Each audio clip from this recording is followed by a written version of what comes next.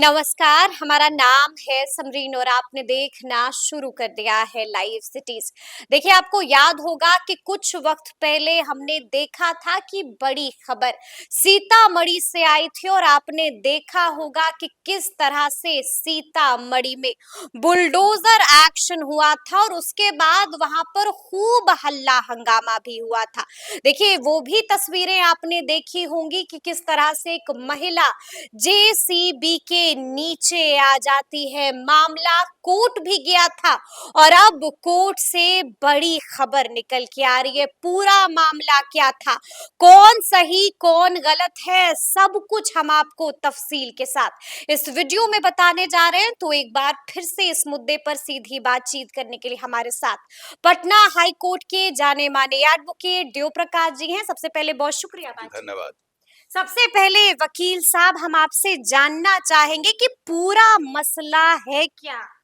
देखिए, मसला ये है कि जब क्राइसिस होता है ना, कुछ लोगों के लिए अपॉर्चुनिटी भी हो जाता हम्म, है। बात ऐसी है कि एक बुजुर्ग महिला है, राम पुकारी देवी। वो 92 साल की महिला है। कोविड पीरियड में जब डेल्टा था 2021 में, हम्म, वो कोविड से ग्रसित थी तो उनका इलाज चल रहा था। वो वेंटिलेटर पर थी पटना में।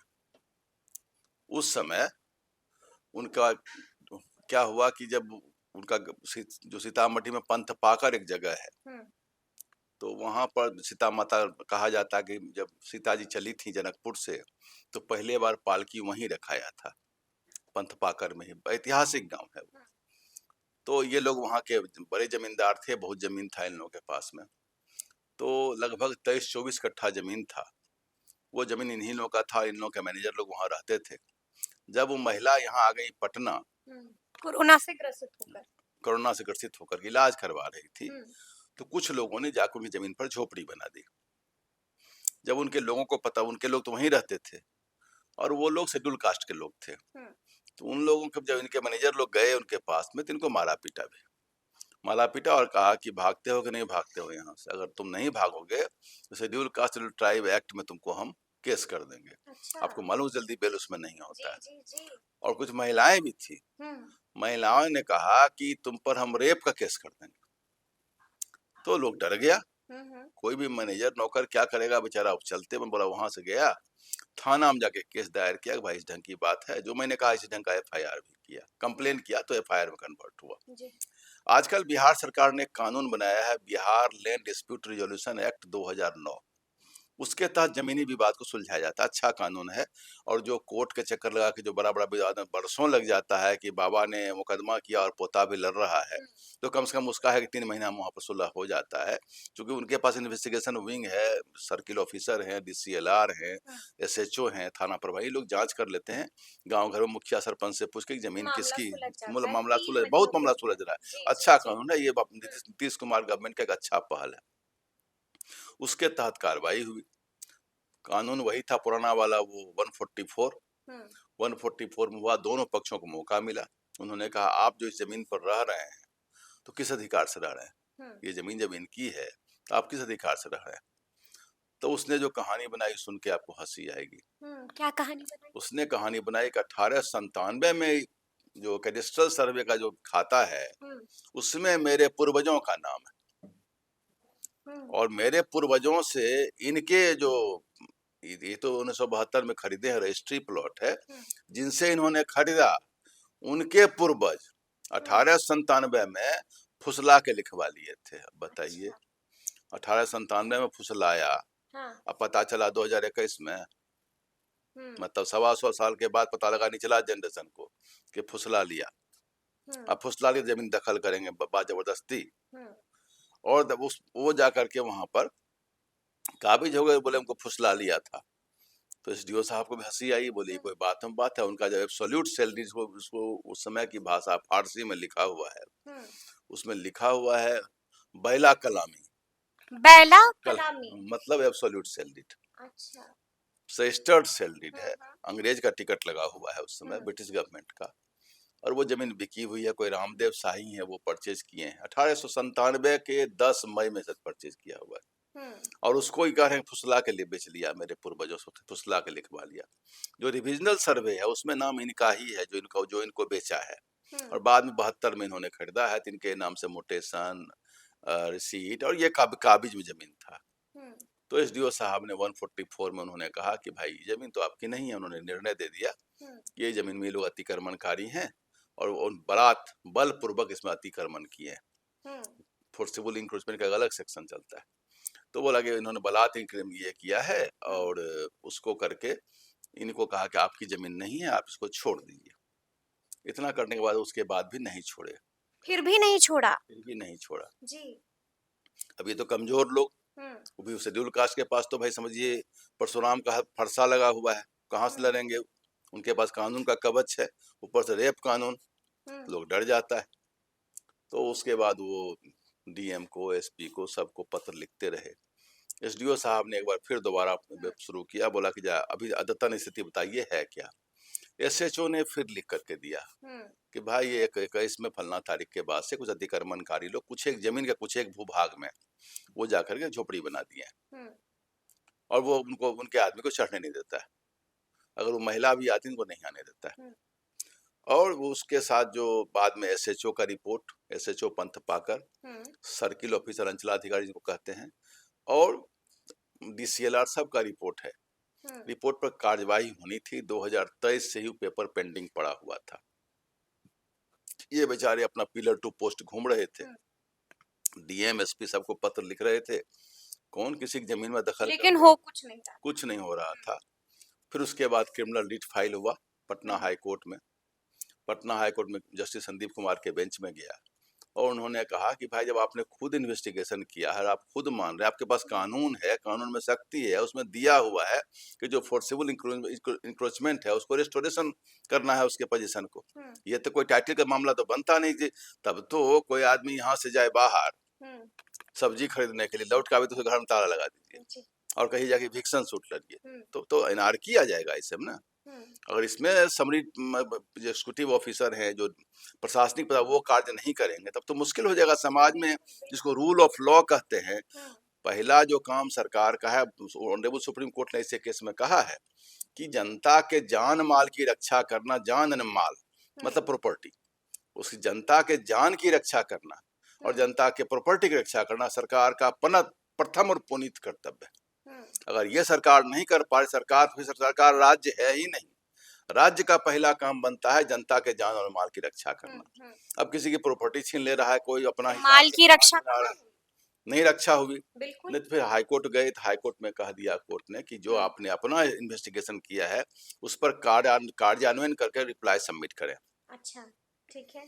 इलेक्शन चल रहा था उस समय, तो डिस्ट्रिक्ट प्रशासन ने कहा कि भाई इलेक्शन चल रहा है, मामला सेंसिटिव है, 4 सप्ताह का समय दे दीजिए।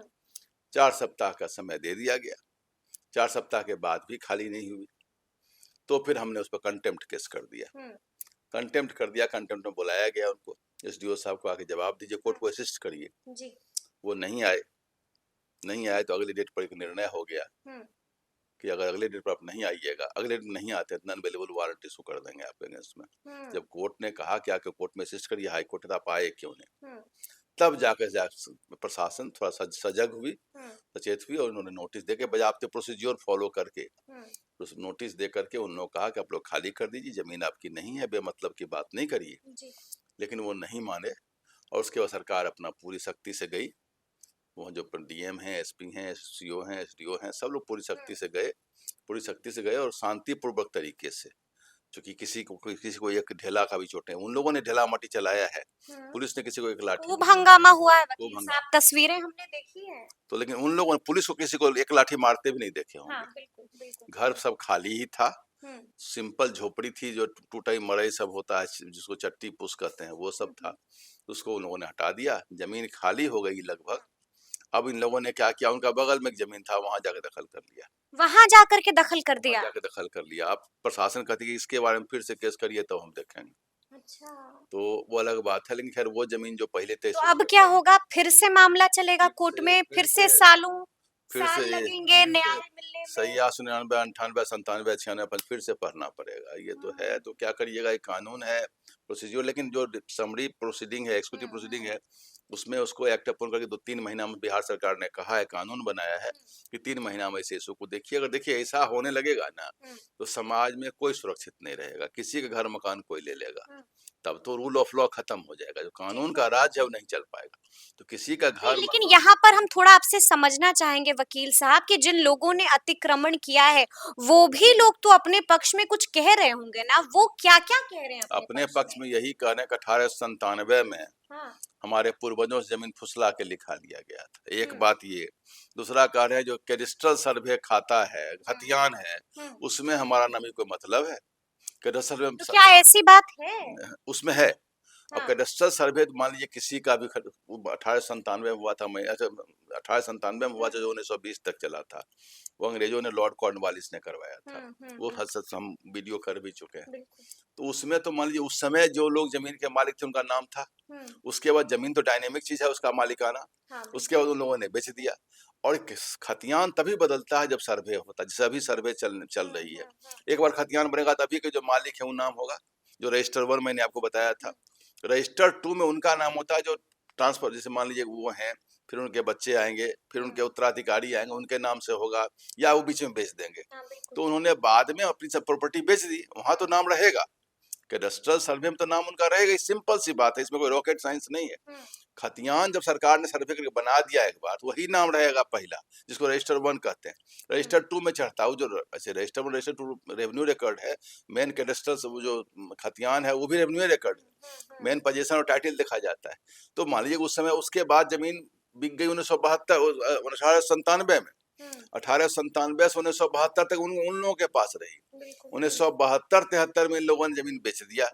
अब ये बेचारे ये राम पुकारी देवी आ गई, ये 1972-73 में खरीदी हैं। और रिविजनल सर्वे जो बीच में बिहार सरकार ने कराया है, उसमें इन लोगों का नाम है।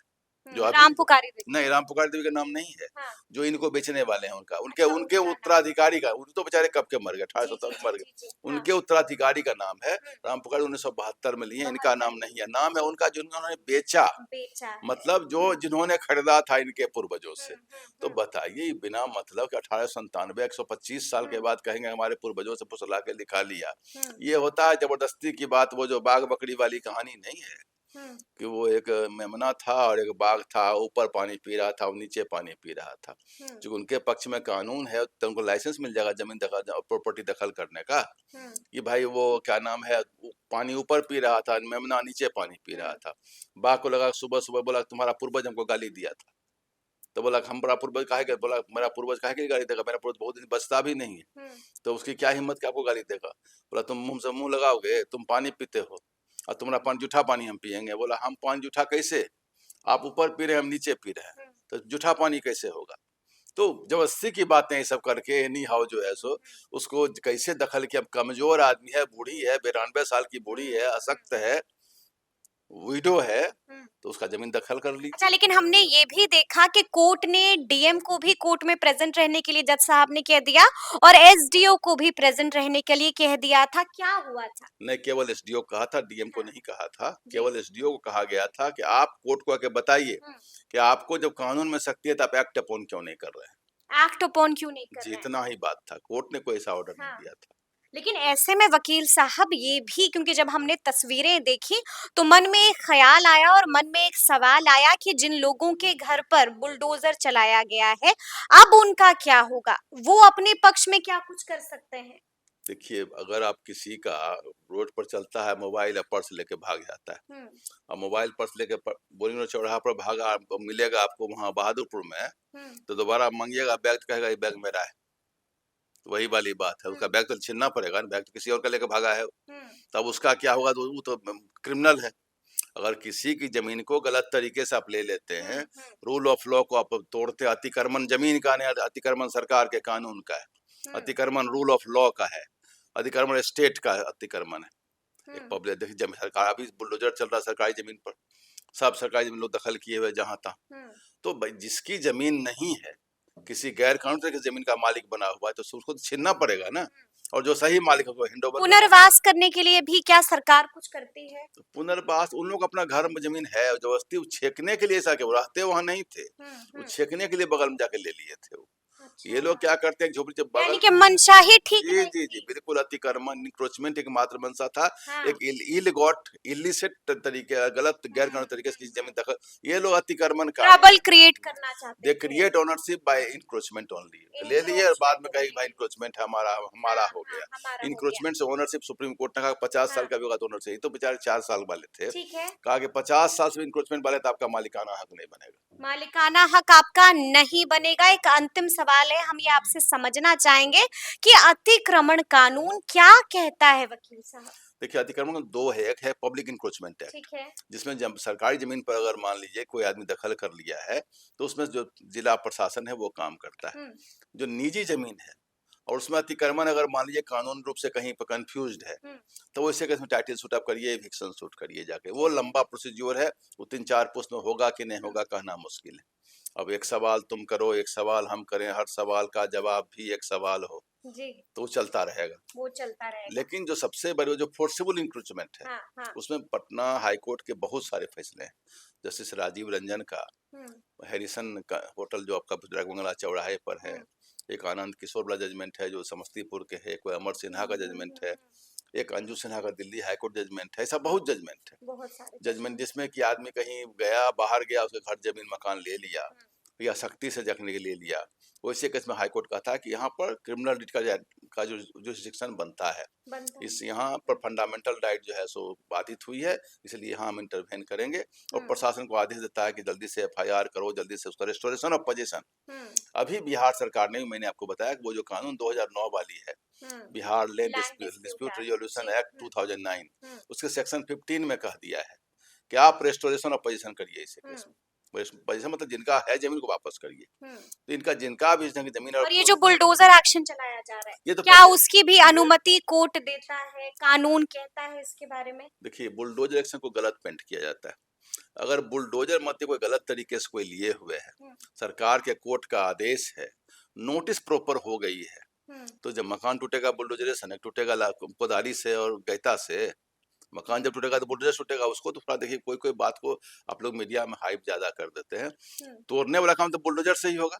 हाँ, बिल्कुल। अब मान लीजिए आपको उसमें सुप्रीम कोर्ट ने बुलडोजर वाला जो जजमेंट दिया उसमें इतना ही कहा है कि अगर कोई कानूनी आपको आदेश कहीं कोर्ट से है या कोई ढंग का आदेश मिला हो या पब्लिक इंक्रोचमेंट है, तो उनको नोटिस दीजिए, नोटिस को सर्व करिए, 15 दिन समय दीजिए, नोटिस को दोबारा सर्व कर दीजिए। नहीं हो तो देख लीजिए नोटिस सर्व हुआ, उनको मौका दीजिए हटने का। नहीं होता है तो फिर बुलडोजर एक्शन करिए। एक बुलडोजर को मना नहीं सुप्रीम कोर्ट ने किया है। बुलडोजर एक्शन अगर चलाना होगा तो बुलडोजर चलेगा, सब कुछ चलेगा, काहे नहीं चलेगा। बुलडोजर चलेगा, सब चलेगा, तो पूरा मामला क्या कुछ है तफसील के साथ हम लोगों ने आपको बताया है। तो फिर ये पूरी चर्चा, पूरी बातचीत और पूरा वीडियो आपको कैसा लगा है, कमेंट करके हमें जरूर बताइएगा। तो ऐसे तमाम अपडेट्स के लिए बिल्कुल ऐसे ही हमारे साथ बने रहिएगा और देखते रहिएगा लाइव सिटीज। बहुत शुक्रिया।